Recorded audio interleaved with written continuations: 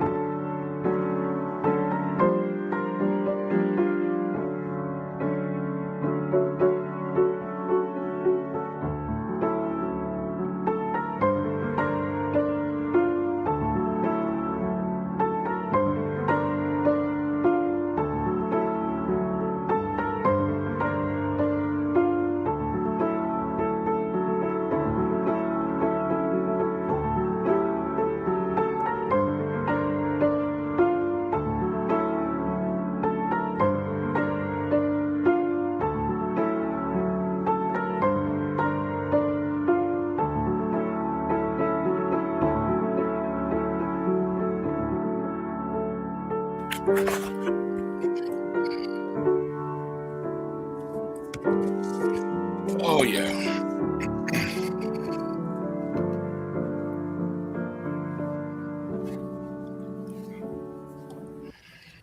Oh yep. Okay.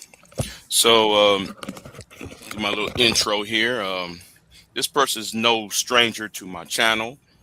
Some of y'all might heard him on YouTube, but I'll let him introduce himself on that accord. Um, he's the author of a book titled "High School Students Unite: Teen Activism, Education Reform, and FBI Surveillance in Post-War America." And you have won the and this is Aaron G. Fountain, and it's nice seeing you again, Aaron. So how you doing? Oh, thanks for inviting me. I'm doing well. I agree to do this because one, I've been on your channel before, but also when I think of folks who tune in into this sector of YouTube, they likely probably wouldn't know about this book. So it gives me a chance to discuss it with an audience that, in all reality, probably would have been very unfamiliar that this even came out, Right. and unfamiliar with its history as well. So, no, I'm doing good. I mean, since I left YouTube, for everybody who knows, I'm formerly exposed to Manosphere, something I did in graduate school, but I think anybody who focus on red pill manosphere content eventually gets burned out. So yeah, I stopped doing that. But every now and then I might just look at what I made and realize, like, yeah, I think it was a good thing that I stopped. I don't think I have that same level of energy, drive, and creativity as I did to focus on this. My energy is all focused on something else now. Right. Um, I received your email. That's why you said you won a Los Angeles award Oh, for this so the book. book is currently a finalist for the Los Angeles Times Book Prize for History. So five books throughout the entire calendar year of 2025 make the list. My book is one of them, and the winner will be announced at a ceremony in Los Angeles in April. Oh, okay, okay. Um, yeah. Let me read the first thing because on the eighth page of acknowledgments, right? Mhm.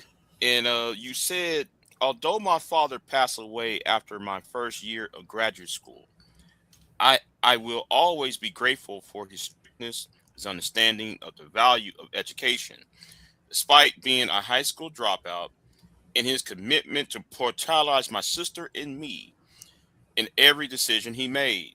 As I got older, I have become to understand how challenging it must be for him to be unable to work full time due to the violent mugging that left him disabled at just age at just 24 years old. Yet he worked tirelessly to give my sister and me a semblance of of a normal childhood. Um, and I want to know what lessons did he taught you? Um, I know you said that in his book. What lessons did like he taught you? Um, about what manhood and being a part of society a means for you. Oh, yeah, that's a fair question. I will be honest; it was quite, oh, sorry, it was quite limited in that regard because I think one point in context I understand about my dad is that a few weeks or maybe a month or so before I was born, he was mugged in New York. Very frivolous crime. I think it was over like his clothes and was shot twice in the head. But still, today he died. Had a bullet lodged in his head, so you can imagine the type of brain trauma that caused. But also because of that, he was placed on disability at the age of 24. So my entire childhood until like maybe I was about to graduate from high school, I never saw him work. He just stayed home all day. Hmm. So he was quite irritable, cantankerous, very verbally and physically abusive. But, you get older, you kind of want to look back on the past with clarity rather than bitterness. So when I think about it, I'm like, yeah, he didn't have a high school diploma because he dropped out, got a GED. However, I think he really strove. My uncle told me this that he loved us very much, but just didn't know how to show it. I think a lot of men struggle with that. So he was pretty strict on education. So when we went to school and came home, the first thing we had to do was our homework. And that was literally something, a disciplinary act I carried over even when I lived with my mother, who was much more unstable and still did that when I returned to my dad's. Probably why I did pretty well in college. But I will say, when it comes to education, that was kind of it. He's very controlling. However, like I said, he didn't have a lot of life experience, so he was Oh, very okay. limited in terms of what I could learn from him. But you try to look at the positives. So I did think the strictness on schooling is what helped out the most because my older siblings they didn't really have that in their lives. Okay.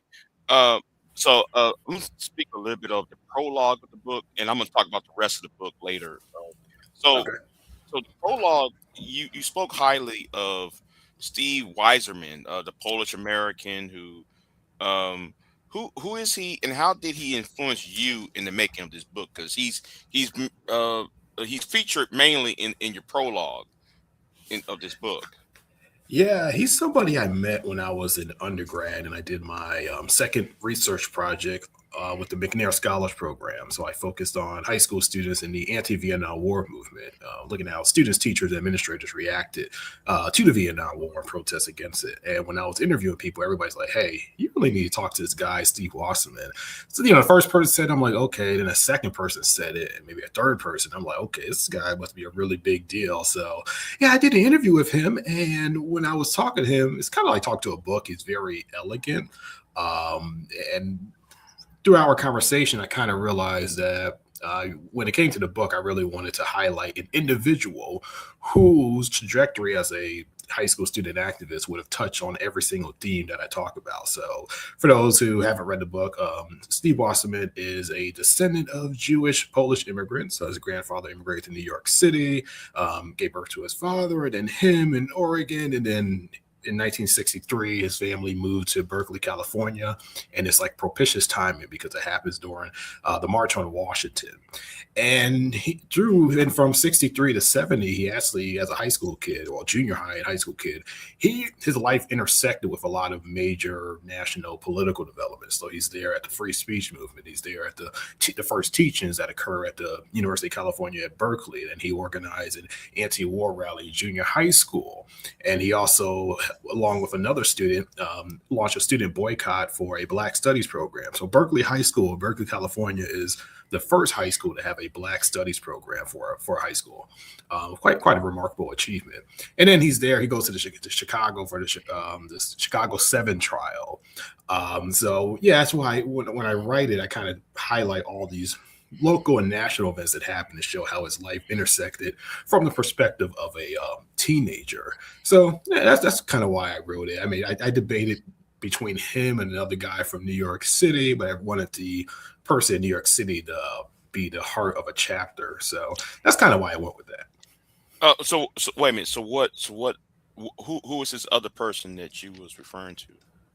Oh, who I might have, it would have been Bruce Trigg, who's in chapter 3 of the book and Oh, part of the New York okay. High School Student Union. Okay. So what led you to um to that book? I mean, what led you to wanting to write this book, and what's the goal of the book? Oh yeah, yeah, yeah. So what led me to write the book is that when I got to graduate school, I knew I wanted to expand upon the undergraduate research I did. And it would change over time. I mean, originally it was about the high school student activism in the San Francisco Bay Area, but I knew that this was a national and international phenomenon. So while my dissertation focused on the Bay Area, throughout grad school, I kept collecting records on high school student activism in other parts of the country: New York City, Chicago, Cleveland. I mean, you name it. And I would say the urgency to publish the book, I realized that the 50th anniversary of many historical student uprisings passed with very little acknowledgments. So I was Hmm. getting kind of concerned that this history was being quite forgotten. Not to mention the people I interviewed are in their 70s. So I knew that I'm kind of like on borrowed time. So I kind of wanted to, interview them, capture their stories, and publish this book so that they can actually read it. I kind of have to quote a guy, man, in Cleveland, like give people their flowers when they're around.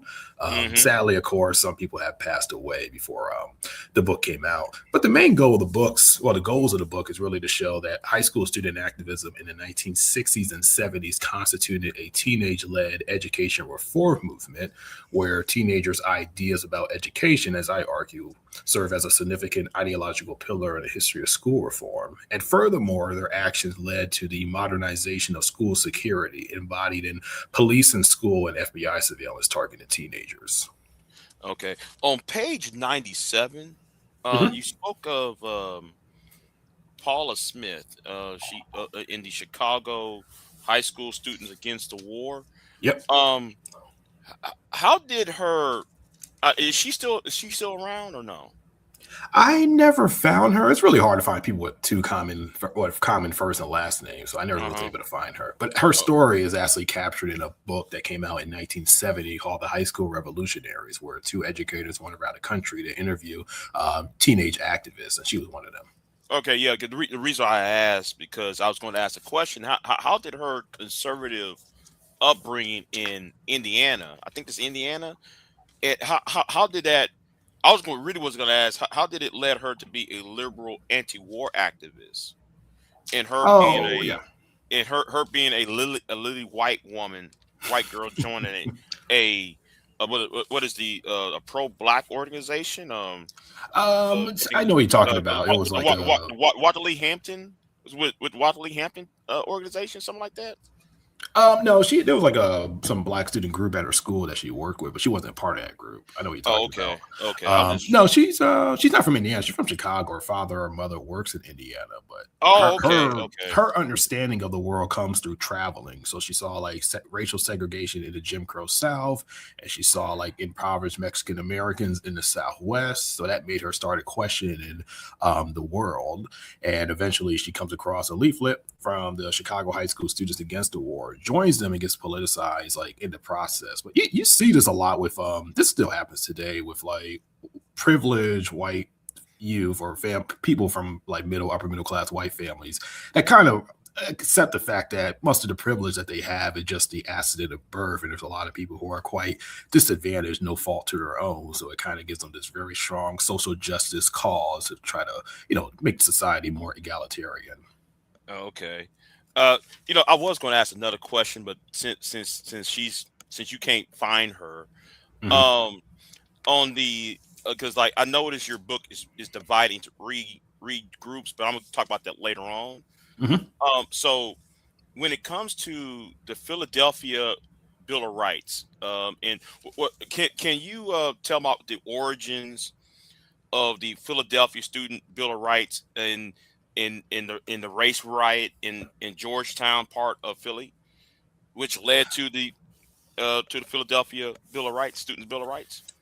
Yeah, so chapter 7, I look at the High School Bill of Rights, where I argue how student rights were also like civil rights, since there was a common perception that student rights, like reforming dress codes and First Amendment rights, were like middle class white issues. Hmm. However, I show that while Black and Latino student protests, they actually asked for the same demands, but it had a more racial angle or racial analysis to it. And High School Bill of Rights is one of those things, and that comes about from the 1967 Black student walkouts that occurred in Yeah. downtown Philadelphia, which is actually a pretty well documented episode. There's actually a historical marker commemorating that. In fact, about 3 weeks ago, I met a student from Yale who was in high school, worked on it, getting that marker done. And I realized, like, I read that article, I realized that was the same person. So, of course, the students walk out. Oh, what? Yeah, it says it was spearheaded by the Black People's Unity Movement, the BTUM. Is that? Yeah, yeah. High teenagers often would work with adults. It's not like the adults are directing it; they're kind of like assisting the students. Mm-hmm. And not to mention, this is like Black Power era, the era where people are calling for community control of the neighborhoods of the schools. So it's like a Black student walkout to protest various like educational needs and reforms. And the police chief at the time, Frank Rizzo, allegedly says, "Get their black asses," and orders the police to attack the students. So you get this small riot in downtown Philadelphia. And out of that, and not to mention out of that, but also like protests that occurred afterwards and the police department stationing officers around quote unquote troubled schools, is that you get a interracial or multi-ethnic coalition of students demanding for a Bill of Rights, which they learned from students in New York cities. And this Bill of Rights largely would just make official school policy or make student rights official school policy. So it's like asking for like due process so that principals don't have the arbitrary decisions to suspend or expel a student. And they want to ban corporal punishment and for some listeners, they might be shocked that it was more than permissible for an administrator or a faculty member to paddle a student or, open hand slap them in the face. And this was disproportionately used against boys, particularly minority boys. And also it addressed various issues actually, and it goes through a long negotiation pattern over this summer. And in the book, I talk about how this eventually comes to pass and the effort to preserve it, because just because it passed didn't mean that people wanted to dismantle it. So, but like a lot of high school Bill of Rights campaigns come out from student uprisings, and there's well over 1,000 that occur across the United States throughout the 60s and 70s. If Frank Rizzo didn't he ran for mayor in 1972? He became mayor. Yep. Was it the late 70s, early 80s? I think he was still mayor in the 70s. Yeah, it was in the 70s. Okay. Yeah. I kind of somewhat familiarized with the politics of Philadelphia. Mm-hmm. Let's see. And what? Yeah, because a lot of Black women, a lot of Black girls were chased, and because on page 169 of your book, it says that vocational high school Black students endure daily harassment during their commute, which involved navigating 10 blocks of working class Italian neighborhood. They face verbal abuse, residents calling girls black bitches, and hurled trash at them as they walked to school. Some white residents, however, claimed they were the ones victimized. And how volatile was November 1967 up until May of 68? I think that's. I mean, yeah. I'm reading some of the excerpts of your book of the violence that occurred between 67 and 71. It says here up to $200,000 was spent because of the grievance was it grievance issues and something else or something I forgot. It was a whole list of things that happened during that the late 60s and early 70s, and then you got the I'll tell you to tell us about the slaying of Samson Friedman. Oh yeah, the murder of Samson Friedman, an educator. So it's a pretty tragic story. He's a Samarics teacher, a junior high school teacher, and one day a boy is having an argument with another boy, and he disciplines them, and he assumed, but the student assumes that I'm a little confused now. Hold on. So the teacher assumed that the student was talking about him, and he wasn't, so he gets disciplined. And this student, who's quite bitter about what happened, just goes home and obtained his father's weapon, a gun that he had, to protect him from like mostly gang violence or other gangs in the neighborhood, and goes to school. Unbeknownst to people, hides the gun, and as the teacher exits the school, he follows him from behind and then shoots him in the back of the head, and Freeman dies. His school's closed for like a whole entire day to, send their condolences up to the teachers. Very tragic incident. But what happens is that murder gets tied to the high school Bill of Rights, where the teachers union argued that the Bill of Rights was promoting permissiveness in the schools, and it's unsuccessful because even the newspapers argued that it was just a gross politicization of something that was completely unrelated to a tragic incident. But it also gives you a sense what's going on in Philadelphia. It's a very racially polarized city. So I mean, the issue you talked about with students are walking through a working class Italian neighborhood. That's not just it. I mean, I give an example of a teacher at a high school who is complaining about the lack of parental involvement, and then says that the way to get Black parents involved is to give them whiskey, and that led to a student protest at the school. But that wasn't uncommon for teachers to say very disparaging things about Black or Latino students or their parents. Okay.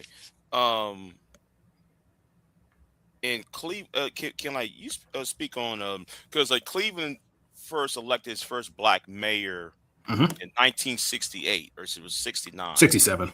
67. Okay. Carl Stokes, right? Carl Um, Stokes. Yeah. yeah, Carl Stokes. I'm sorry. Um, can like you tell me about the violence of the Coltonwood High School riot? Oh yeah. So for those that don't know, I lived in Cleveland. Uh-huh. Right before I finished grad school, I took a fellowship. Actually, I stated that when I was still working on a YouTube channel. Then I moved to Cleveland to serve as a lead historian for the Cleveland Civil Rights Trail, and that's when I first learned about the Collinwood riots. I went through a list of like suggested sites for historical markers. I saw Collinwood High School, 15 years of race riots. I'm like, whoa, that's pretty, that's pretty insane compared to other schools I focus on. Reality, it was 10 years, but even that still is an unprecedented amount of violence at a school. So Collinwood is a neighborhood that sits on the far northeastern side of Cleveland. Historically, it's largely been a lot of European ethnic groups, Italians, Slovenians, Irish. There's like some white Appalachian migrants who moved to the area, and there's a small Black population. Well, what happens is that the historical Black neighborhoods, well, not historical Black neighborhoods that went through a racial transition, like Glenwood, become overcrowded. So, as you expect, Black families start to gradually move into the area. So, the Black population increase. Furthermore, during the civil rights movement, there are like some historic civil rights pickets to try to integrate the schools in Cleveland. So, Cleveland had a very odd racial segregation policy. So, Black students were in schools that were so overcrowded that they literally bus students for half the day. So there'd be like a group of students who would go to school for 3.5 hours, then they'd be sent home. And then another group of students would go to school for the rest of the day. And that actually violated state law because at minimum, students were supposed to receive at least 5 hours of schooling, where these students were only getting about 3.5 hours. So, and civil rights activists noted that there were like empty schoolrooms in majority white neighborhoods, particularly on the west side. So they demand that the students get bused there. Now, of course, that's really, costly for a school district to do. However, there were empty schools on the east side of town. So I know Cleveland now is like east side, west side, but the east side at the time had a lot of white like neighborhoods. So the students then they do intact busing. So they actually go to these white schools. However, they're not allowed to interact with white students. Sometimes they need to ask for like permission to use the bathroom. So they're integrated, but they're still segregated. And there Wow. is this Okay. famous protest at Collinwood where they were protesting the construction of a school, and a white pastor unfortunately gets killed when he lays down in a ditch and a bulldozer accidentally rides over him. But there is actually like a small scale riot in that area. So you got the civil rights movement, and then you got like Black families moving to the area. And because Collinwood is largely like a working class neighborhood with like white families that were on mortgages too burdensome to just pick up and move, they start to engage in violence against Black residents. Now, if you go to Cleveland today, you'll find that many white residents don't remember the Collinwood riots, but Black residents, however, do, even if they weren't alive at the time or lived in the area. So for a period of 10 years, there was an orchestrated effort among white residents to terrorize black students as a way to drive black families out of the area and to retain the white hegemony that had previously existed in the neighborhood. Now, how did this look like? Well, normally you have secret community meetings and you'll get 700 to 800 people crowded outside the school. And as black students arrived, it would physically beat them up. You get some really terroristic activities like a car that had tinted windows and would point a rifle out the window and point them at black students as they left the junior high school. And black students who walked to school would get beat up, and the people who beat them up wasn't just students, also like adults in their 50s. I saw a news report of a man who was in his mid 50s that got arrested for throwing a brick at a 12-year-old kid. In the book, I go on how this happens for like 10 years until it eventually just fizzle out when the black population grows much larger, and it doesn't make much logical sense for white residents to keep engaging in that campaign. So it's not a happy story, and it was hard to get people to talk to me. I got in contact with one guy. He contacted his friend. Is like, is this guy serious? And a friend agreed to interview me, but it was kind of pointless because he played football, so he didn't remember much of the violence. So I'm like, well, of course, you played football. You probably were like the exception. Right. So yeah, that's that chapter though. So it was the hardest chapter to write. Well, have you because how did it affect? Because you only mentioned Carl Stokes, the mayor. Carl Stokes. It's not Stokes. This is Stokes or Stokes. Stokes. Okay. How did it affect his administration as mayor, since he was the first black mayor during the time? And have you reached out to his family or his children who was present during that time period? I interviewed his son and his niece. So I will say, as the mayor of Cleveland, he didn't really have any power over the school district.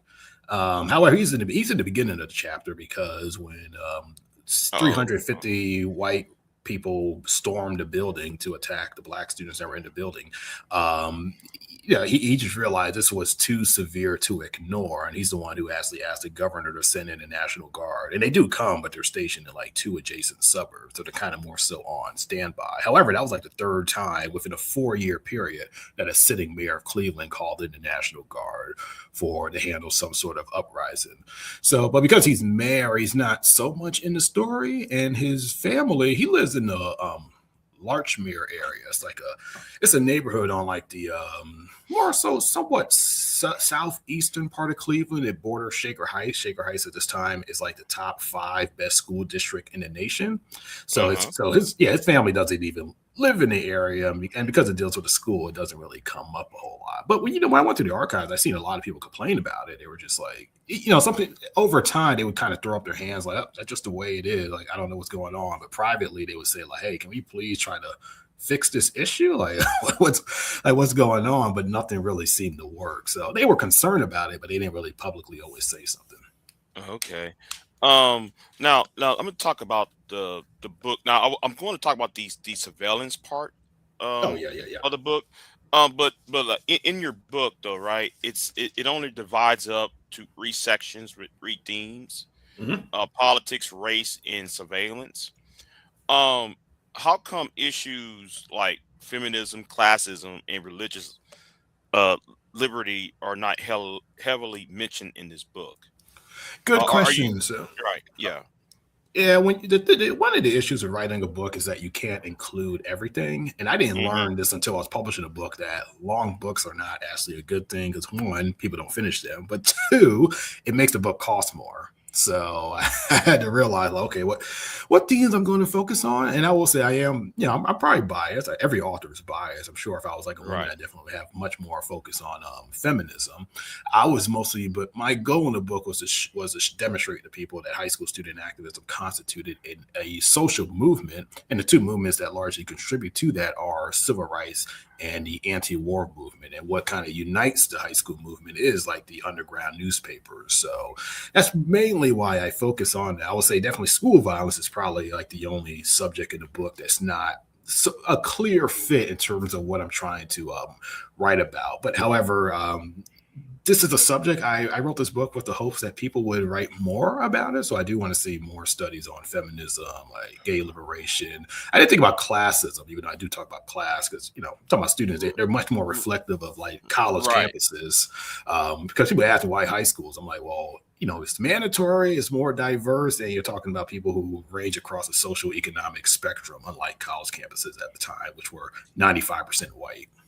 Well, okay. I'm glad that you said that because my second question was, are you going to mention it in a future book about the other stuff but you already answered it then for me. So it leads me to another thing, right? Malcolm X, Martin Luther King, the Ken with the Ken State shooting Mhm. and the people like well, I mean, I'm gonna use MLK, Martin Luther King were mentioned less than seven times in this book.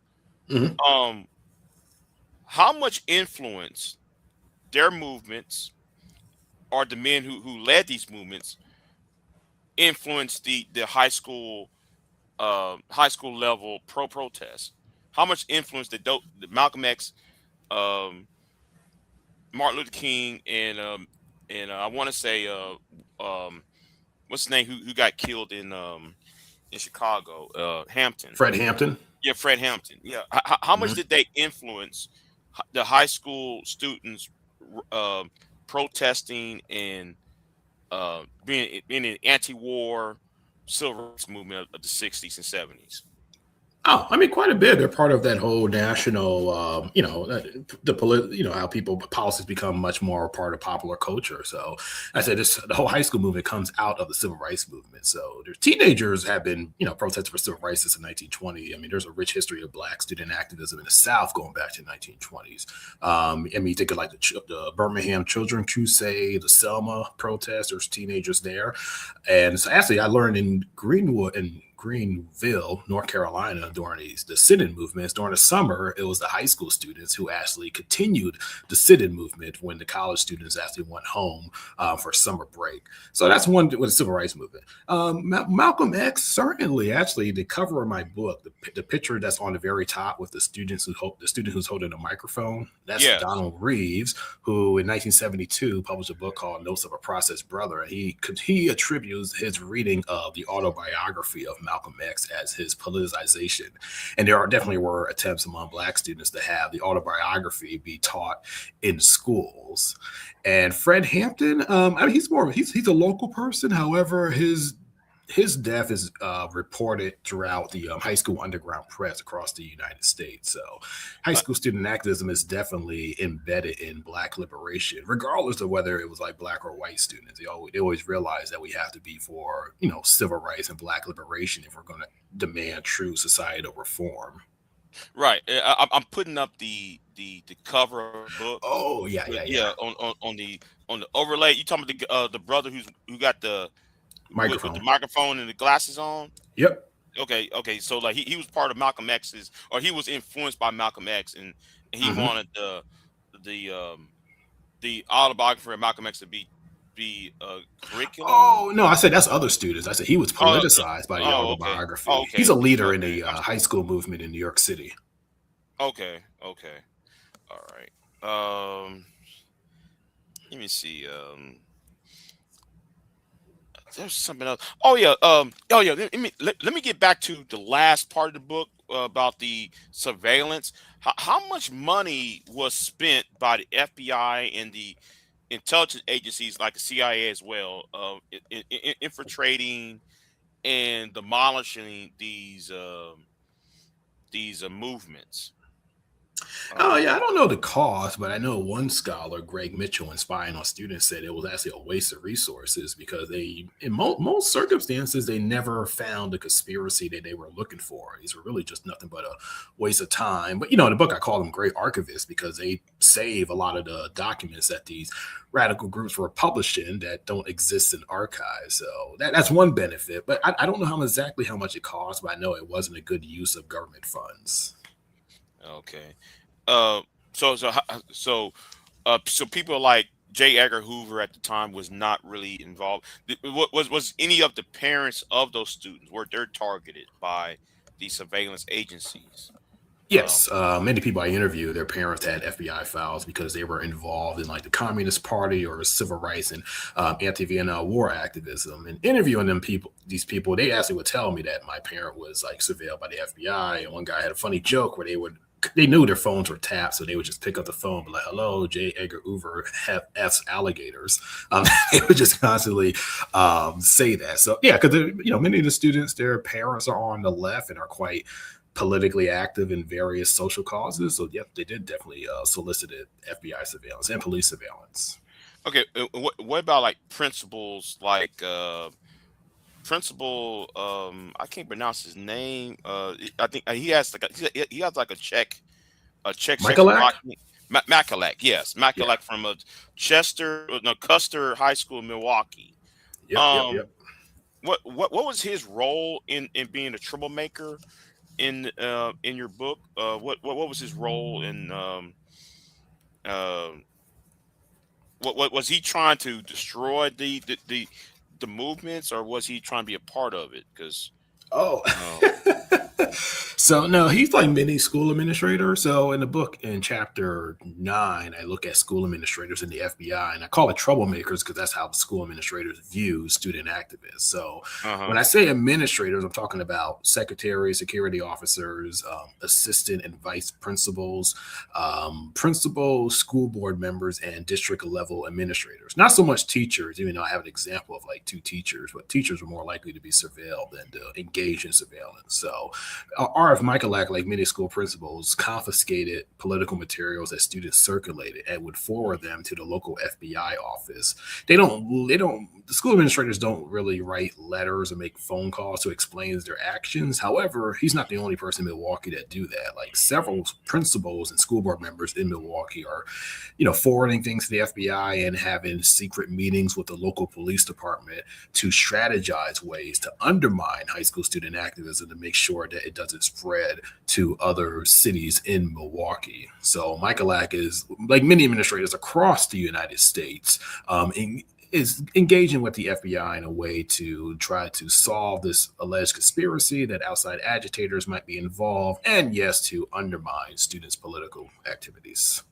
Yeah, and what about the heavy part of the Chicano, the Hispanic community role in the student protest? Can you talk more about that as well? Oh yeah, I mean, getting in the late 1960s, Chicano, Mexican American students or Chicano students throughout the Southwest, but also the Midwest too, would organize student walkouts and boycotts to protest, racist school teachers and Eurocentric curriculum, and to demand that more diverse, teachers be hired, as well as to protest the low standards that teachers had. If you ever read the book called Blowout, written by Mario Chavez and Cel Castro, so Cel Castro was a teacher in East Los Angeles. And he talks about when he got hired there, like a lot of his white co-workers viewed Mexican American students as kids who would just get pregnant and drop out of high school. That's Hmm. literally how they saw them, or they just saw them as good for manual labor, but not for like college track. But this is not just East LA. You see this throughout, like predominantly Mexican schools. And not to mention, in many Mexican schools, you could be paddled for speaking Spanish. So in the late 1960s, it's actually Chicano high school students that literally give birth and energy to the Chicano movement. It starts in East LA, where you get like 10 to 25,000 students for a full week who walk out of high school to protest the conditions of their schools in East Los Angeles. And then that actually inspires students in Texas. So, like in South Texas, there's like 39, I think, student walkouts that were inspired by the protests that occurred in East Los Angeles. And in the book, Right. I talk about I believe though, because you're talking about the Texas thing, right? I Mhm. think that gave rise to the La Raza movement of the Oh, I'm 1970s. sure. Yeah, it's Um, teenagers leading that way, the Chicano yeah, teenagers that are aspiring yeah, adults. yeah. Because down here, because there is a strong. If you go to South Texas, right, where there's not that many black people down here, Yeah. so we have this strong Hispanic um La Raza movement. La Raza still exists. Mhm. If you go to places like South Texas, like San Antonio is a good area. where you find them, and then you go to areas like Corpus. You go to areas like anywhere, in the Rio Grande Valley area. The La Raza is still strong. Mm. Um, they're really affected in the Democratic Party in Texas because you have Mhm. this. It's weird because right. I don't know if you looking at the Jasmine Crockett versus James Tallarico primary race down here, right? Mhm. Um, they're hedging bets, right? They're trying to because there's no Hispanic candidate on the Texas Senate ballot.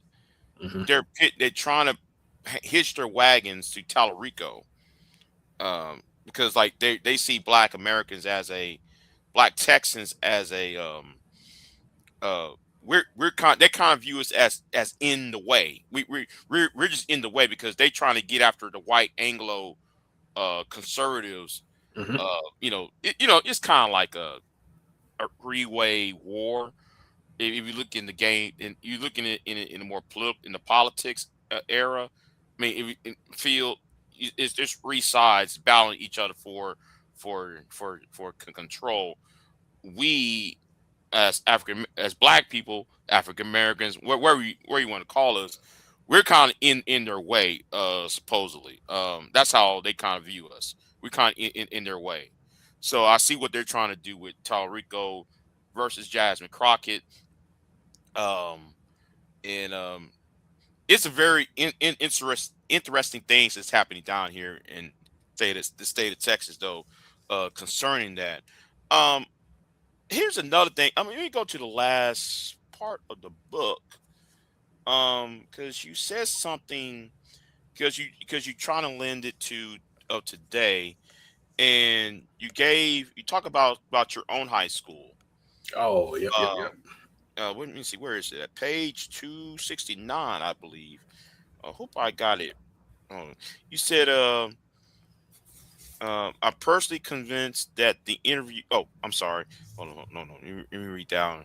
Um, you kind of talked about at your high school where your hey man, you know what? I messed Was that it? up, Think y'all. it was Faro High School or I that's one I, high I school? messed that up, y'all. I put the bookmark at the wrong place. Well, anyway, okay. Well, let me do this real quick. Let me do this because you talk about in one high school, Hmm. um, you was turned down by a committee from attaining some Wait, I research. was I was turned down. Trying to think what you're talking about. On page 269. Okay, I have the book in front of me, so. Okay. Yeah, yeah. You're trying to write to staff to attain something. Oh, yeah, that's when I tried to donate a copy of an underground newspaper published in Bloomington, Indiana. And the staffer was interested, but the board said no. And that wasn't the first time. I tried to do the same thing with a digital repository to submit a high school underground newspaper from New York City, and they just turned it down. And I was always just a little puzzled by that. Well, what's with this material that people generally don't want? But however, archives are quite political. They don't collect everything. Is still a decision to make whether something should be preserved or not. So it's not as objective as people might think. But do you find it weird that they would deny you um access to like the archives? No, because my when I was in grad school, I learned that my friends who study like Latin American history or Asian history, they encounter way more resistance in archives than I ever have. Because when you write a book about challenging national myths or I don't know, some things that they value. Like an author, she wrote a book about sexual relationships between white colonial officials and Indian women during the British Raj, and that makes people feel very uncomfortable. And they just might tell you like, "Oh, that would have never happened here," and they just might see you as somebody who has like an agenda. So no, that doesn't shock me at all. But places, countries, and cities, Hmm. they often want to be portrayed positively. So it is a reason why Collinwood, that chapter I wrote, that's the first comprehensive account on those riots. There was nothing comprehensive written about it before this book came out. Okay, okay. And let me go back because I'm trying to find where I left the um because I lost where I was going to because I was going to talk about issues like Parkland. Yeah, yeah, here it is. Because you said Mhm.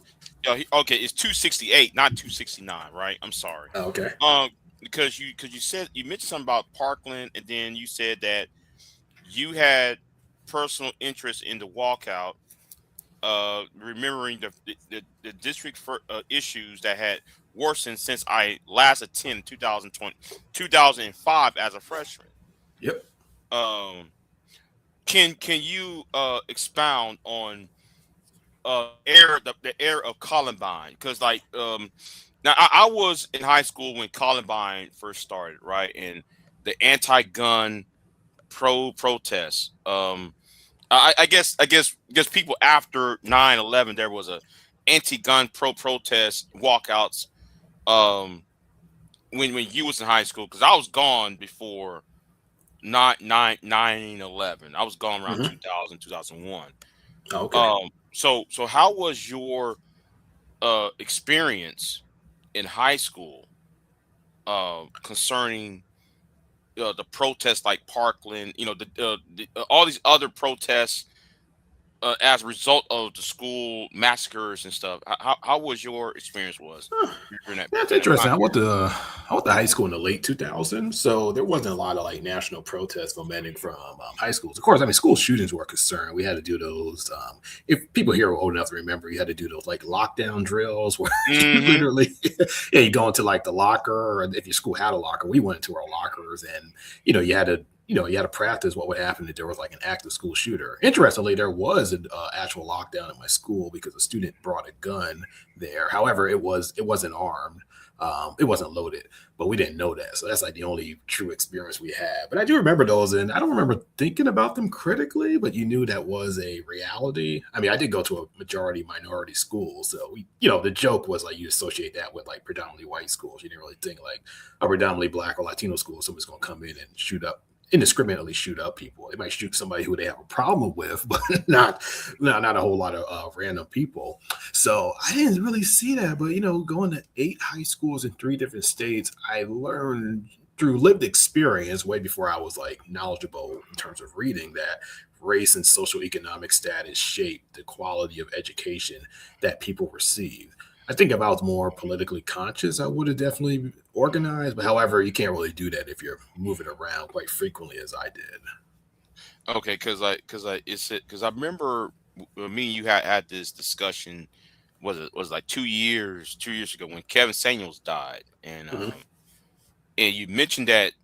Oh, wait a minute, you mentioned on your channel, I think, when you referred about that you was raised in a Padorn in a Puerto Rican community. Mhm. How did that shape your outlook concerning this topic about protests and how you view um African American society? Oh yeah, I don't think it didn't really shape my view how I viewed protests. But when I used to write about the manosphere, and this is true, this is not just the manosphere. You see this a lot in black culture. Black people be like, "Oh, we're the only group to blah blah blah," or like, "We're the only group that thinks blah blah blah." And I'm just Right. like, I lived in very diverse communities. I'm like, guys, a lot of the stuff people complain about is more class based than race or ethnic based. So yeah, I've seen, growing up in a public housing project that was predominantly Puerto Rican, there's a lot of single mother headed households, and you see like dysfunctional households. But, it's weird when you grow up in poverty, you kind of normalize dysfunction. So nobody at school is going to talk about, well, what they're going through. One, it'd be quite embarrassing. But two, you might just get dismissed like, yeah, yeah, everybody has, something. you know, I Yeah. mean, I'm pretty. When I look back at the people I went to school with at 34, I did realize, like, oh, a lot of my classmates came from very unstable homes. I'm sure many of them came from, homes that couldn't provide them adequate clothing. Because I know there would be students that would come with like bad body odor or wearing like the same clothes days in a row. Or I'm pretty sure some of the girls were like like sexually assaulted at a very young age, and Du Bois too. So, but you get older, you move away from that. You do realize like that's not normal. So that's what really shaped my worldview. That it's not uniquely a black thing; it's more just a class thing. Like me, you have the similar because I'm raised in a more predominant white area, more diverse, Hmm. and I do get annoyed, right? I do get annoyed when I hear it's we're the only people that do X, Y, and Z, and I can go look outside and see, you know, the worst of the worst, and they mainly are poor whites, right? Or they're or Hmm. upper class whites. I am annoyed by every time I go on YouTube and on social media and that talking point. We're the only group of people to do this. We're the only group of people. It's very annoying. So yeah, that's why I I recoil at some of the um some of the statements being said. Now though there's a race issue, of course. And it's not, it's racism and there's classism. I think the race part is more about um we're not treated based upon 500 years of us being here, and the images that's being that we're bombarded certain images and how we are portrayed either in our own communities or in pop culture and in politics. I think that's where the racism is at. But I do agree with you on the classism part as well. Um, but it's more how can I say it um, it's more there are nuances in this. I'm saying there's nuances Hmm. what's going on. So yeah. Let's see. I'm gonna ask you something though. How long did it took you to write this book? Because it's a lot of Oh, you got information in here, but yet it's still, it's what, less than 300 pages. oh, yeah. I I mean, mean, you. yeah, your standard 300-page book. So I'm just wondering, how, and you have a lot of information in it. And yes, you did a lot of. If you go into the index, right? You go in the index, yeah, you got a lot of information. That the list of independent school or organizations, and how how many years did it took you to compile all the information? Oh, so I mean, the genesis of this is from 2012. I would say, as it is now, this started in, this is like 11 to 13 years of research. To write it, well, it comes from a dissertation. So, large parts of it's already written. But I finished in August 2022, took a little break. I would say, as it is now, that was probably like 2 years to finish the book. It was a sacrifice of time. It was really going to the libraries after work when I lived in Cleveland, DC, to keep working on it. But like I said, I made sure I had to get this done. So the list in the back of the book, they talk about the over 500 independent student organizations and the names of over 1,000 high school underground newspapers. That was 10 Hmm. years. And when I first started making that list, I never had the intention to put it in a book. It was something I did initially out of curiosity.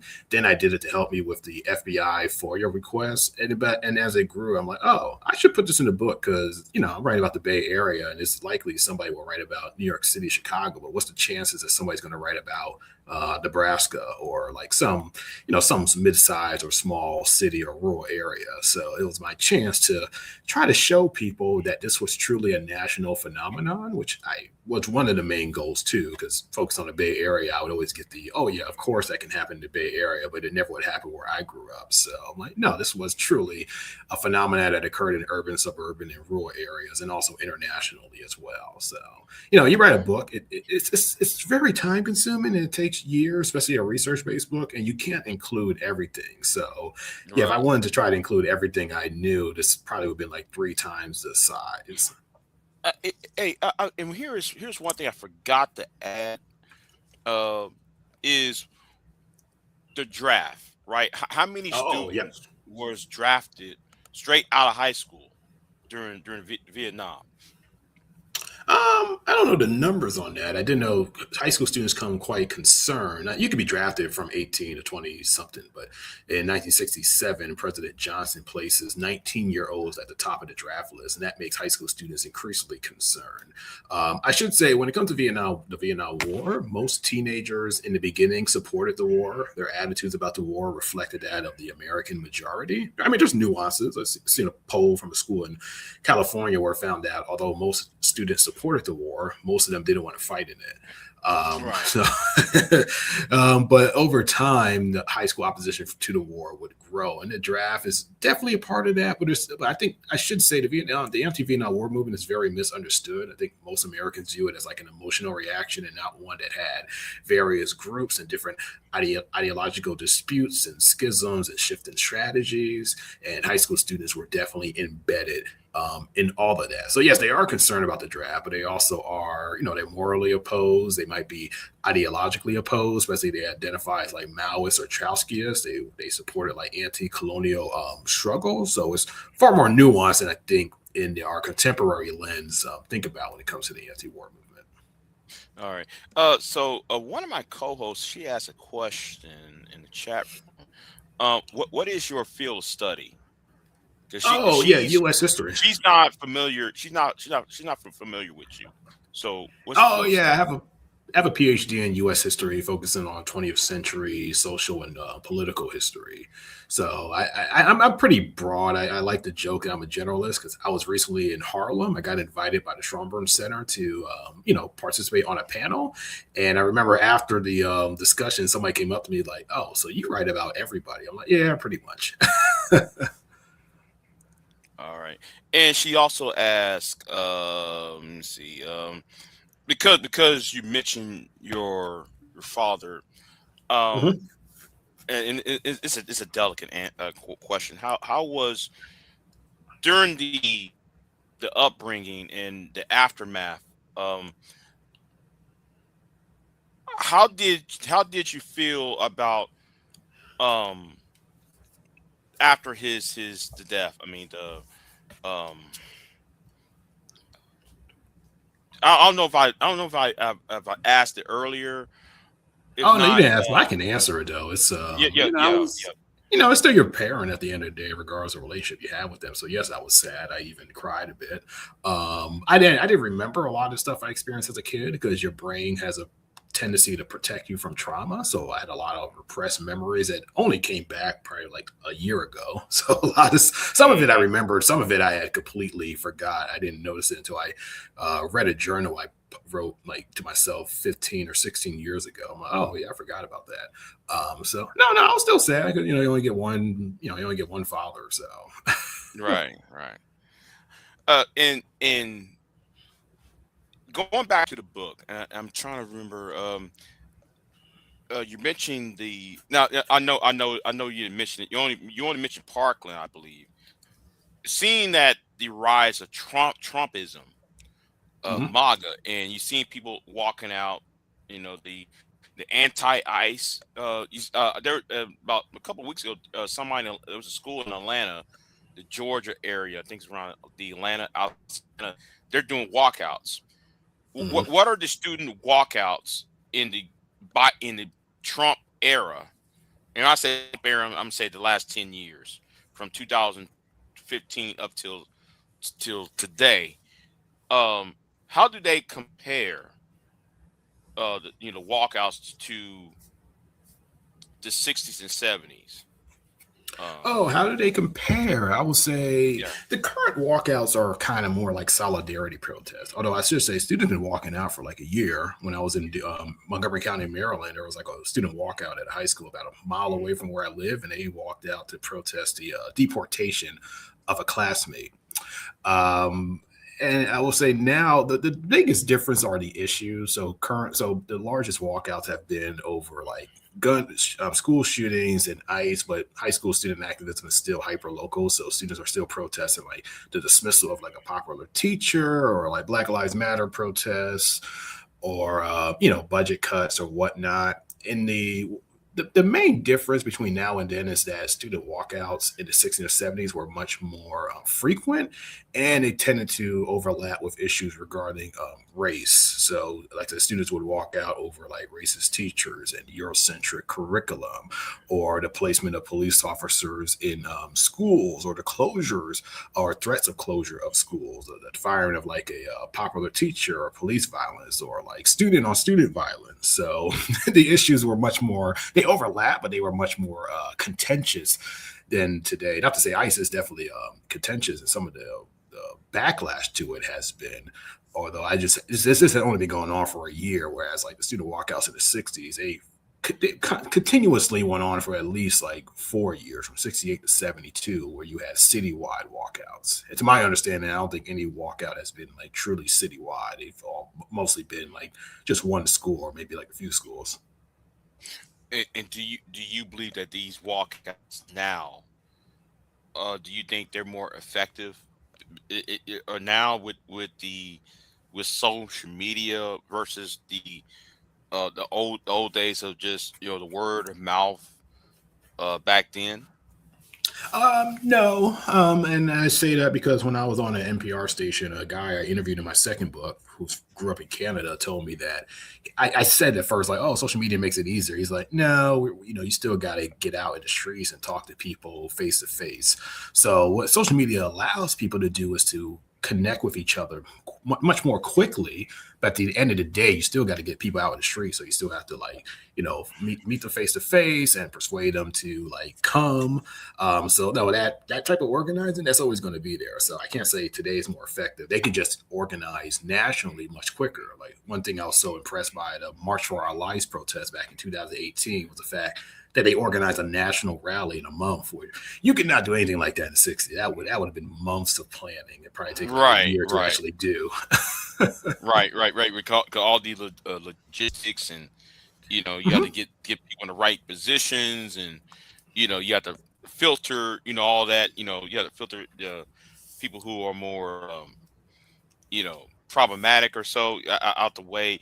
Yeah, do all that. So yeah, also you have to I think now it's more. I think now with the what's his name, who came the Democratic chair, the vice chair from Parkland. I Oh, think David Hogg. yeah, David Hogg, right? I think now the difference now, you got people like David Hogg. What's that young guy who's now on CNN? He has a YouTube channel called what's it called? I can't think off the top of my head. The minus what called minus The Midas touch. Touch. Yeah, Does he wear a I hat? when I The saw guy him that on wears a hat a CNN, lot. mm, there's about what, a handful of men, guys Wear a who Texas hat though. got He has like a Texas style hat. no. Oh, okay, But not him. well, it may not be him, but he's bareheaded when he's on Phillips Channel going after what's his name, that white guy, the anyway. I think now though, the student protest movement of Mhm. today, I think the leadership is well known because they're elevated through social media, and then they're jettisoned onto the CNNs of the world, MSNBCs of the You're world. you're right about that. I think now, as Ezra Klein calls like the attention economy, now it's much more easier for like ordinary people to gain some type of publicity. My main concern though with that is that when those people do get to appear on those platforms like CNN, or even Fox News if you're on the right, is that I don't think people realize how much money they make from that. They get paid a good boatload of money to make those appearances, and then it makes me wonder, like, okay, how much of this is sincere activism versus like, well, yeah, I'm concerned, but I'm also getting paid very well because activists in the You're, '60s you're, didn't get you're like paid. grifting. Yeah, because even You're if you like look at like you're the like yeah, I'll say if you look at the Black Panther Party, a lot of those former members, like some of them are still struggling till this day. I mean, being an activist doesn't come with a retirement plan. And law enforcement right. still harass them like 50 years later. Yeah, kind of like the app. What's that group out there in Florida? During 2024, the FBI came out there and raided them. What's it called? It's a black. revolutionary group in Florida. I'm trying to remember the name. I can't recall exactly. But I forgot the name now. The Black Unity Party or something like that. Yeah, they I'm not raided him. familiar. It was headquartered in Florida, and this guy, he was one of the revolutionaries, protesters from the. He used to be part of the Black Panther Party, Mhm. at one point, and yeah, they raided him in 2024. And I was, and you're right though, they are still harassing the old, the old G leadership at the time, or those who were members Mhm. at the time. So you are right about that. Um, and this also, you know, since we're talking about high school students, right, and college, Mhm. and a little bit of college students, what about the Turning Point USA and this entity we call Charlie Kirk, and how Charlie Kirk is, or his movement is infiltrating high schools? Like in my home state of Texas, they're trying to create a law where every school district must have a chapter of Turning Point. Mhm. So what is your opinion after the death of Charlie Kirk, and what's going on in the whatever's going on with Turning Point USA, and what's his name? What's that old guy who keep um pumping up pumping money to Turning Point USA? What's his name? The white guy. What's his name? Tucker Carlson or Um what's that channel called? Um he went out to Keith Ellison at the time. He Mhm. went to Keith Ellison. I forgot his name. But It's anyway, okay. it's I not. can't remember. Yeah. You like I know his face, but I can't get the name. Because Yeah. I mean, I'm kind of. I do want to answer the question though, because yeah, go it's ahead. something Yeah, interesting. Yeah, yeah. if a group of students want to organize a chapter of Turning Point USA, I say so be it. What I don't understand is the fact that local state government officials would back that, because normally, when I look at the '60s, the biggest controversy with establishing student organizations was the fact that schools felt that they could not support partisan organizations. Now, they certainly had young Democrats and young Republicans, but those are official parties. So Hmm. but it's also just point to the hypocrisy of student activism that's always been there. That when it comes to conservative activism, it has always been much more supported by people in power. But when it comes to left wing activism, it's always viewed as suspicious. So even in the '60s and '70s, when conservative students got together, they were almost rarely, I haven't seen one instance of them being accused of being manipulated by outside agitators, whether they were like supporting the war or opposing like civil rights. But when black students organized for civil rights or against the war, I mean, or students in general, they were always accused of being like indoctrinated by some outside agitators. Hmm. Hmm. Yeah, because now though the narrative is we're influenced by China, or that's the thank you, George. Dennis Prager's who I'm talking about. Oh, From like Prager U. Yeah, yeah, Prager U. that's Yeah, why I know. Oh, okay. yeah. Prager U. You ever watch watch their channels, and you be like their videos, you be like, that's entirely inaccurate with the Yeah, I've seen a information. few, and Especially, that's why I don't yeah, watch it though. yeah. Especially when Dennis Prager talks about black people. Mhm. It's like you don't even know. He purposely leaves out information out. And talking about, oh Mhm. yeah, it was good when Frederick Douglass was around, and narrative, right? So yeah, that's who I was referring to. Dennis Prager and him creating Charlie Kirk. That's who really was the foundation. Charlie Kirk's rise was Oh, Dennis okay. So Prager. I didn't Yeah. follow Kirk. I would just see him on my social media feed. I didn't follow him, but he would just pop up sometime, and I would just ignore his Hmm. posts. So I thought like the death is tragic. Anytime a human being dies is tragic. I did think the response to it, pretty much, I think they exacerbated his legacy. Like I think most Americans never heard of him, because after he passed away, you would have thought he was like on the level of like a Martin Luther King or something. I'm like, I don't think he was that famous. I know why he's significant because he organized a youth vote for Trump in 2024. But I always think like 10 years down the line, I don't know would I put him on the same level of like a William Buckley or Pat Buchanan when it comes to the history of American conservatism. Mm-hmm. Because I think that conservatism, as an ideology, I think is lost its how can I say it? It lost its strength. Um, Well, this a professor of mine would always say you can only cut taxes so many times before you kind of run out of ideas. I think conservatism now is going through a total revamp. I mean, funny thing about liberalism and conservatism, like on the left is just as ideologically diverse as the right is, but the right has a better history of coalescing around a candidate. Because I mean, on hmm the right, you get people who are they're much more concerned about like business and taxes, and then you get the people who are more like one issue voters who just care about like abortion or they're driven more by religion. And the Trump coalition is so diverse because you do get the people who like him because of his tax policies, but then you get people who like him because of like one single issue where they believe that he's restoring like masculinity back. So it's also these economic, ideological, and sometimes these really obscure like gendered reasons as to why people support the it or in the MAGA base at least. but do you think that MAGA is because of your content and my content, right?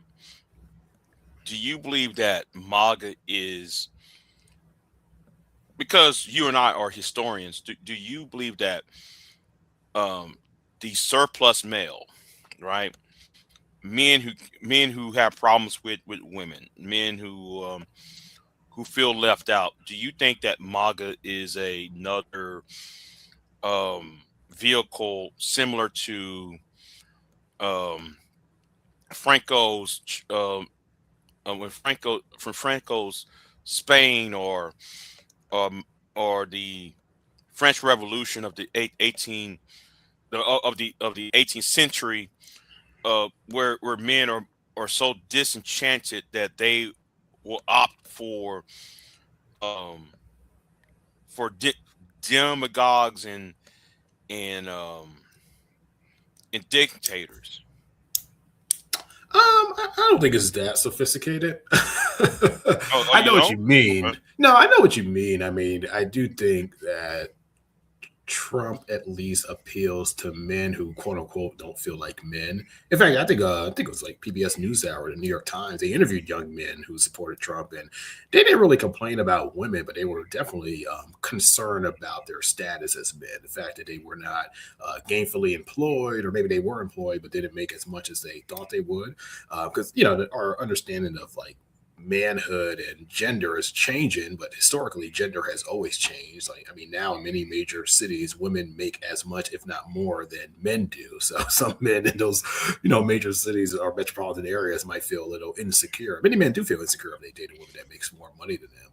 And I think sometimes women have a hard time accepting that the gender roles are changing as well. And that, yeah, your mother or grandmother might have valued a man who was financially stable and had a good paying job. But now you might be in a predicament where the man's going to make the same as you or less than you. So I think I think both sides are struggling with this change in gender norms that we're experiencing. Okay. Okay. Let me see what else. Um.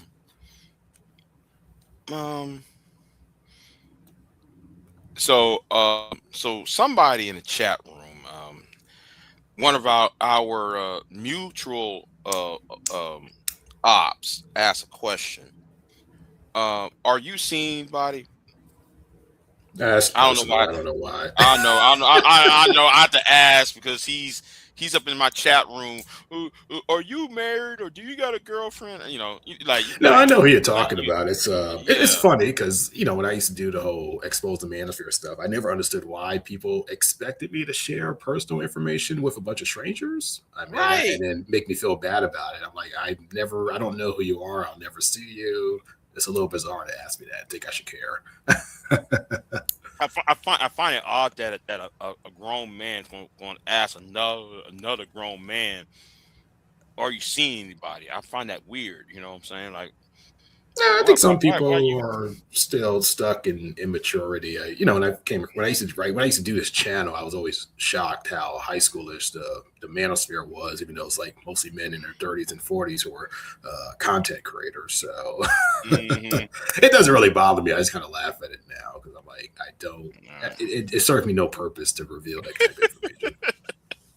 Yeah, I had to ask because it was funny. He just want me to ask that question. I'm like, I'm not asking this man his personal business. Why should I ask him, another grown man, what his personal business? You know, this ain't no gossip channel. How you doing today? This ain't the View. You know, this Hmm. ain't Barbara Walters special to do some interviews. No, I don't do it like that. I'm talking about policy. Don't think I care about is policy and how things work. Oh, let me ask you something. Since we hadn't Hmm.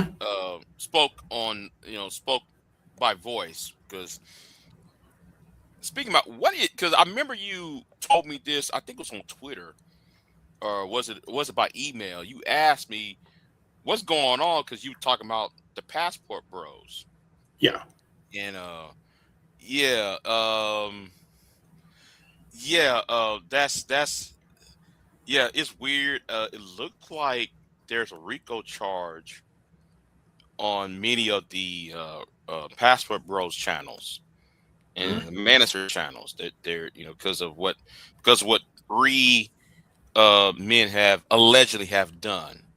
um Like Floyd Wallace. Yeah, yeah, yeah. Floyd Wallace and all that. I just, you know, yeah, I find that very interesting. I saw you contact me about it, and you want to know what's going on. So yeah, that's what's Oh, basically going on. it might have been. I got contacted to write something about the manosphere, and I was like, well, I don't really focus on that anymore, so I don't. I don't know. Right. I have not kept up with what's going on. I'm like, I think the Passport Bros kind of like overshadow the manosphere now because. Well, one, they provide some solution, whether you agree or disagree with it. They provide some solution to what a lot of men want, but also I think they just their content is a little more. I guess if you want to live vicariously through somebody, their content is better to watch than somebody that's just live streaming and talking about random subjects. But and not TikTok. TikTok, of course, helped them blow up as well. I always attribute that to it more than anything else. To the point that a friend of mine from grad school who lives in Brazil is like, yeah, every time I go on social media, I keep seeing that stuff on my feed. I'm like, what is this? Right, right, right, right. Mhm. Queen Sunkiss, she asks, why should someone read this book? Oh, that's a good question. Like your elevator pitch. I always tell people, like, hey, if you want to know why the FBI and local police departments and U.S. military intelligence spied on high school students, that answers in this book. But more importantly, when we think education now and then has always been a contentious issue, but when these debates come up, teenagers' voices and ideas are rarely considered. However, this book shows that during the 60s and 70s, they were taken seriously and became significant characters in debates about school reform. So you'll learn about not just the history of education, but also the history of the backlash to it and why police officers and security officers, armed and unarmed, were first placed into schools, which is actually originated from this time period that I discuss in the book. Right. Oh, and speaking about this, right? Was any government agency, the FBI, and what was they face any litigation behind all this? No, most people didn't know anything about government agencies spying on teenagers. I mean, the first report I've ever seen on it was a Washington Post article published in 1987 because a FOIA request was submitted by Norman Solomon, a guy I interviewed and met in person over the summer. And he found out that the FBI, along with school principals, spied on high school students in DC suburbs, Montgomery County, Maryland. But outside of that, nobody was submitting FOIA requests on high school students, and I was really one of like maybe the second, or the third person, but I did it much more expansively. But much of high school student activism was hyper local and very short lived. So a group like an underground newspaper in Lincoln, Nebraska, would have been very like only like a 1 to 2 months of surveillance. And most people, even people who worked on that publication, never would have suspected that they would have been spied on by the FBI. Yeah, but they went to Congress and contacted congressmen about this, and And if so, what feedback did they attain? Oh, you talking? Wait. Oh, you talking about the FOIA request? Yes, Oh, yes. FBI. Oh, so when you submit a FOIA request, you actually send it to the FBI, which if something existed, they'll give you a file number, and then you forward that to the National Archives and Records Administration. And they can, depending on the length of the document, they can either give it to you immediately or they'll put it on a wait list that could take anywhere from 2 to 6 years. I think the longest I've waited, actually, I'm still waiting on documents that I requested 11 years ago. So it's a very time consuming process. But yeah, the documents I signed in this book, that was like a 2 to 6 or maybe 8 year wait for me to obtain Wait. those records. Well, let me be nosy here. Let me be nosy, Mhm. right? Yeah. What requests were you trying to find? Oh, I would submit FOIA requests on the names. You see the lists of in the back of the book. Every Yeah, name, every group in those both those lists, I submitted a FOIA request on every single one. and you couldn't. And I'm talking about the ones that you still waiting for 11 years. Oh yeah, You're they're referring to. well. One file is 2,000 pages, so they have different tiers. So if something falls under 500 pages, they'll put it in there like tier 3 or something. They put it in a particular tier where it'll take. They say 1 to 3 years, but I've always waited 2 to 8 years. And then if it's over 500 pages, they put in a different tier where it's it might take 10 years to get. So it depends how long the file is. Okay. Queen Sunk has asked, would this book be something you would recommend to a high school student? Yes, I would, because the way I wrote the book, and yes, it's published in an academic press. It's by the University of North Carolina Press. However, I tell character-driven narratives. So, in academic writing, there's a tendency to have an argument and you give like 3 dozen examples to uphold that argument. I decided just to tell 1 to 4 stories, no more than that, following relatable teenagers and their experience as activists, whether I'm talking about student uprisings and civil rights or anti-war. So no, this is definitely something a high school student could read and would definitely understand. I wrote it mostly for the people who I interviewed in the book and their families because I knew they wanted to read it. Okay. Is this your first book? How Yes, many it books you is. written? Oh, Oh, just my first book. I've written academic articles and a bunch of like oh yeah. online publications, but no, first book. I mean, I'm working on a second book. Oh, and by the way, his online publications is in the description box because yes, I read your work on medium.com Oh yeah, yeah, yeah. yeah. Anyway, go ahead and check out his publications on online magazines. It's in the description box, by the way. But so are you planning on writing a second book? And if so, what Yeah, will be the it's topic? I already have I have like 5 chapters written already. So yeah, it's an offshoot of this. It's about teenagers in the Vietnam War, but not just the United States, but also focusing on Canada, New Zealand, and Australia. Now, I should say New Zealand and Australia are actually limited because if I had unlimited funds and times, yes, I would love to go there for a month each, but I don't. So they're only like Oh, okay. 2 chapters maximum. But I've interviewed people from all 4 countries and have archival records from all 4 countries. I have not yet been to Australia or New Zealand, but I contacted people there. They gave me records they had in their personal possession. I've been to Canada 7 times, so I've done research there. The main point of that book I want to show people is that the Vietnam War was more global than we remember. I think most Hmm. Americans view it as a strictly American American, yeah, conflict, right. but there were troops. There was over 300,000 troops from South Korea, 60,000 from Australia. You also had troops from New Zealand and South Thailand. Korea, yeah, Thailand. I think Yeah, Spain sent um a some regiment. aid, or I can't remember. I know what you're talking about. They were Yeah. definitely involved too. And Canada, even though Canada doesn't send troops, there's volunteers, but more importantly, Canada sends the weapons of war. So the Canadian economy and the US are tightly bound after World War II. So during the Vietnam War, they sent over like $300 million of war materials to the United States, like copper, nickel, and like navigational system that planes used to guide and drop bombs. And the bombs they dropped used chemicals that were manufactured in Canadian industries, and even napalm, the substance of napalm that helps it stick, came from a Canadian company as well. So throughout the anti-war movement in Canada, they would always say, "End Canada's complicity." And I should say, not just the Vietnam War was global, but protests against it was global. You had sustained Hmm. movements in Canada, Japan, Australia, New Zealand, and even Thailand, despite the fact that it was a military dictatorship. And you got solidarity protests in like West Germany, France, England. And whenever there were anti war protests, they always would call for Right. international protests, not just national. Right. Because like I'm more interested in Australians' involvement in Mhm. Vietnam because of the missing prime minister in 1966. He went swimming and he never surfaced. Mhm. Prime minister, I forgot his name now. The prime minister Is it of Holyoke or I don't remember. it starts with an H.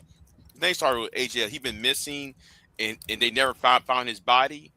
Oh, This Harold is like Holt. Heron Hope. Harold Yeah, Holt. Heron Yep. Hope. Yeah, yeah. The prime minister of Australia. He was asked to send troops into Vietnam by President Johnson, and then I think what a year later they found they couldn't find his body. Oh. He was missing because he went swimming with what's one of his aides, and they couldn't find him. Mhm. So No, I that don't. that, Yeah, that I was don't a know the whole story behind weird. that, but Yeah, that was a whole weird thing. You know what? I might want to do a video on that. I might Mhm. want to do a video on that. 'Cause that's a weird. You know what? I need to talk to somebody from Australia. Oh, there's somebody from Australia I know on my channel. He's a moderator on my channel. I Okay. might want to talk to him about that. Yeah, that's a whole weird thing too, though. Back then, um, in Vietnam, Australian bombing Vietnam at the time. Yeah, Yeah, they that's a whole participate from 66 to 71, and they have a right, draft. right, So I think right. somebody in the Yeah. comment section said that I didn't know some people who invaded the draft went to Canada, but Canada was making weapons. Yes. So Canada, and I Hmm. think for most Americans, they think Canada just being a refuge. They think of the place where war resistors, or more commonly known as like draft dodgers or military deserters, went for sanctuary. However, yeah, the country was indeed making the weapons of war, and they would send to the United States and would claim plausible deniability. They're like, well, we're not saying where how the weapons are used, but there's been some scholarship. I mean, people have been talking about this since the war, but I think many Canadians tended to either ignore it or downplay it. But there was a book that came out in 2021 that I have, The Devil's Trick: How Canada Fought in Vietnam, and it's a very accessible book to talk about the complex way that Canada was involved in Vietnam. Yeah, and part of that is how Canada, uh, because if you go to Detroit, Mhm. if you go to Detroit and you go to Windsor, that's on the other side of Yep, Detroit. You cross I that was there a river, few months ago. right? It's the same company, Ford, Chrysler, GM. It's on both sides of the river. So when they were making tanks, they're making the tanks it's the same tanks. The tanks that was made up the material the military material that GM and them was making. All they had to do is cross the river. So there are plausible, they're trying to use the deniability of Canada's involvement in certain these wars. Kind of like what with the Iraq War. Like Canada had what's his name, Prime Minister what's it starts with a C. He's French Canadian. Can't remember before Justin Trudeau. I can't remember the name of the. Yeah, I know I there's can't William remember. Harper. William Harper. Yeah, Then you get no, the Trudeau and guy Mark Carney. the guy before William Hopper took over as Canada, the prime minister. He has a French last name. He was all doing like, well, I see. He was wagging his finger at George Bush, saying, how dare you invade Iraq? Woo woo woo woo woo. But come to find out, though, there are Canadian technicians in Iraq fixing on American um, machines, America tanks, American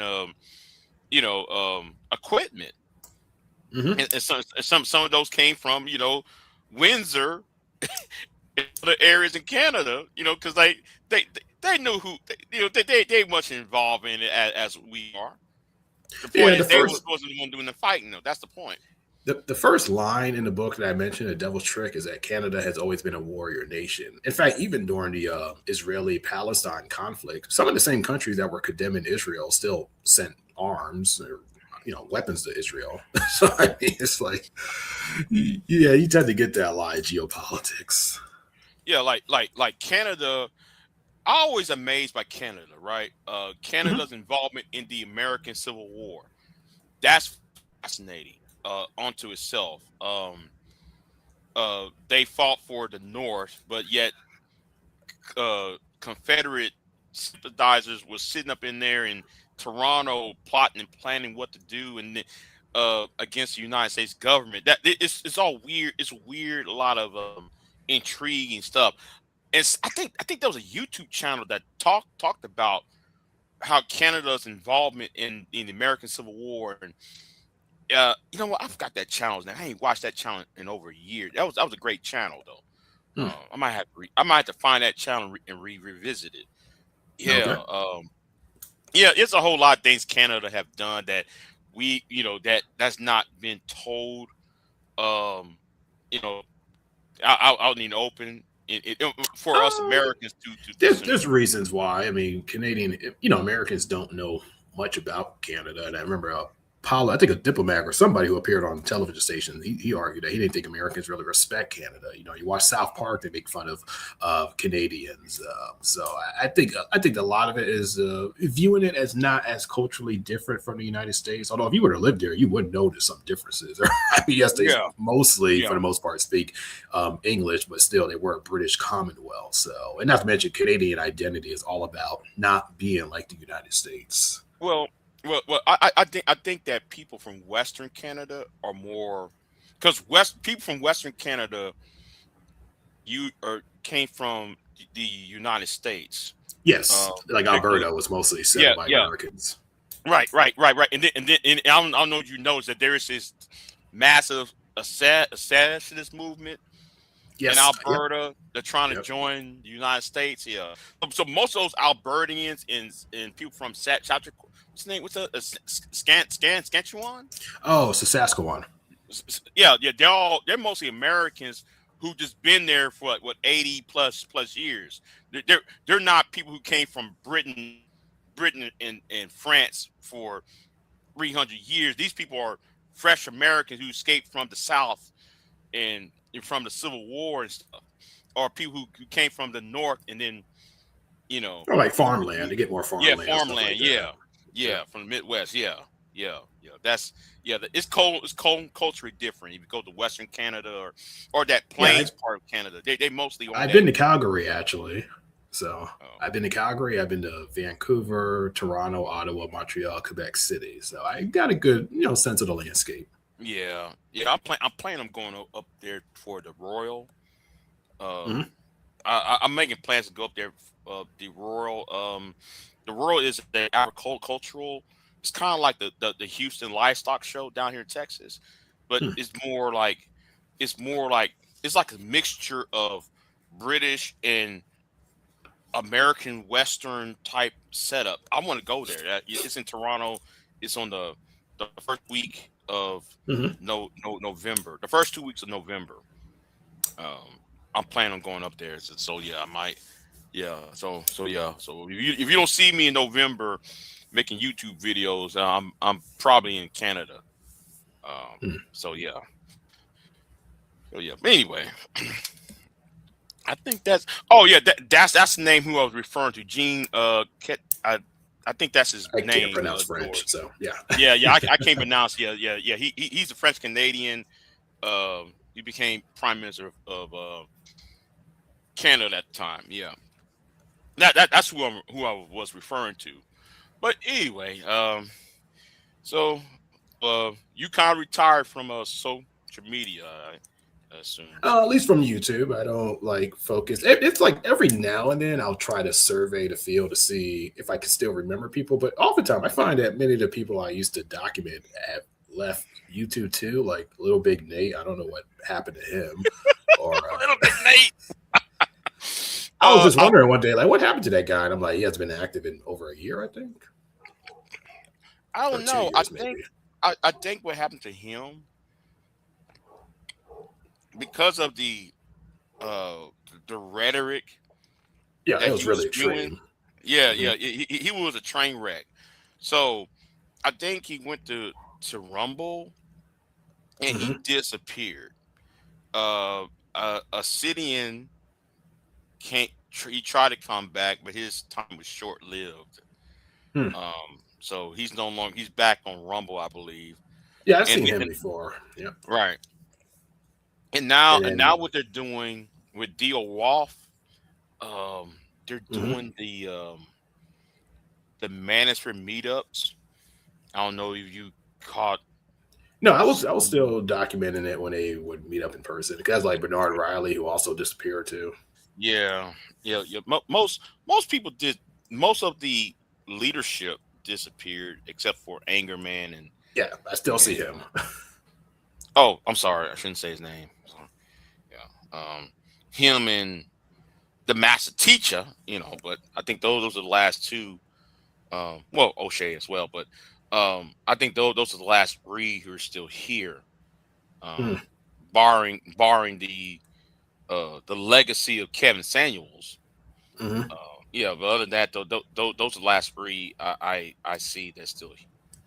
Um, Oh, yeah, that makes sense. I think I will say I think Kevin Samuels will be remembered for maybe a few years until you get a generation who never heard of him and say who's that, because that's just how y- social media fame works. It's pretty right, ephemeral anyway. right, right. So, But yeah. Sometimes I just sometimes I just wonder. I always wondered, like, write something of like what people in the Black manosphere are doing now, because sometimes I get curious about what happened to Solo TV 84. He appears every now and then. I don't know what he does with crypto and stuff like that, or other obscure YouTubers I used to watch, like Game Changer or Xanatos Clutch, who now makes videos. Yeah, I don't know. Some people come in and out. Some they disappear permanently, and some will pop up randomly. It's like, oh, hey, look at here. But no, I mhm. am like, Uh, uh, uh, I uh, am done. have you followed the Anton Daniels Daniels, and I only yeah, see him because I follow sports content, uh-huh. so I see him appear there every now and then. Other than that, I don't. I already know his message. I don't really care to tune in Okay, anyway. okay. Well. That's a whole other mess in on itself. I mean, I ain't gonna bore you with that lot of that. So anyway, Okay. yeah. Or So like yeah. Nyla and Taz or Black Womanhood. I don't. Some obscure YouTubers. I don't know what happened to them. Taz Nyla is still here. Oh, okay. Here, yeah, it's still here. I forget a lot of names of the channels, so that's why sometimes I'm like, Yeah, wait, what happened to like Black Womanhood or China White or what? I don't know. I'm just yeah, going on top of my head of people I can yeah, remember. yeah. Well, well. I guess this concludes our interview and our discussion. So yeah. So one last question though. What? So you said though you're working on a second book, right? Mhm. Uh, would you share what it may what's the topic? Oh no, I just said that teenagers in the Vietnam War. That's the subject. Oh, okay. So okay. That's right. I'm sorry. I need a So anyway, Aaron, I appreciate it. You know, Dr. Fountain. So Woman Spear. See, it's been several years. I don't remember the names of a lot of people I used to tune into because I unsubscribed from everybody when I decided I was officially off, so I wouldn't come back mhm, any way or how. So I just knew over the years I would literally forget a lot of the names of the people. right, right. Um, are you going to follow anything political, or are you going to I straight mean, stay? I've been a news junkie since I was a kid, so I always been following politics. Uh, all right, there. All right, y'all. I appreciate it. Dr. Fountain. I appreciate you coming by and dropping by Oh, and thank you. show me show me some love over here and everything. So how can people find you in your website, by the way? Yeah, I have my personal website, which I always update, aaronfountainjr.com. That's where I put all my like works. I don't really link the manosphere stuff because I know it's even though I'm Right, documenting it, it can really if you're new to it, you just be like, oh my goodness, what is this? So I just tell people that I used to write right. about that. If you want to know more, just email me. But if you want to see hear any of my interviews or read any of my writings or my academic scholarship or see where I'm speaking at in person, it's all on my website. And I'm active on Blue Sky as well. I don't really do Twitter anymore. It really went downhill when Elon Musk took over. So I do Blue Sky. Yeah. That's an armpit of hell. Yeah, it's so bad. I don't. Yeah. Twitter, man. I get depressed going on Twitter. You know, you just seen it's like somebody just opened hell, and you see all the demons coming out of the hole. You know, it's just a hellscape. But yeah, Blue Sky is. Yeah, I'm on Blue Sky. I don't know if you noticed. I'm on Blue Sky. Okay, I probably didn't see. I should. I think I added on Blue Sky. I think I might. Well, I tell you what. If I find you, and I add you, you know, I'm gonna let you know it's me though. Okay, yeah, it's easy to find. It's easy to find me. Yeah, it's easier. Yeah. So anyway, so congratulations on your book, Aaron. I know this might be hard work for you on that. You know, trying to find all the information and the details and stuff for that book. It must be a proud moment of you being nominated for this book. You know. Oh yeah, well, finalist, being nominated, finalist, two different things. well. You are a finalist in what's it? The Los Angeles what's it called? Los Angeles Times Book Prize. Yeah, Los Angeles. I might share something on my YouTube channel, even though I don't use it anymore. I just might say, "Oh, hey, look at the good news for the book." yeah. Make him jealous, Aaron. Make them jealous. Oh, I don't care about that. I just didn't like when self-published authors were talking about their book, because I did read Obsidian's book. I sincerely sat down and read it, and I gave him my honest critiques of it. Wait a minute. Tell me more. I want to know more about these critiques. I made a video of it. Remember, I made this video on my page that's still up about the critique. It's in the book. It's a pretty lengthy book. The first 3 chapters are the only original information, where he talks about like the Black Love Machine, which he doesn't really identify what that means, and he talks about Derek Jackson and Ayanna Van Zet and some other people. I don't remember. They're pretty obscure people.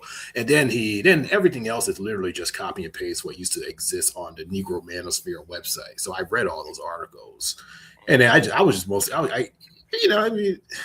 want to tear it down, but I'm just like, I was just confused. If you said I'm going to write a book that's well researched, but you cite less than like 20 sources in the entire book.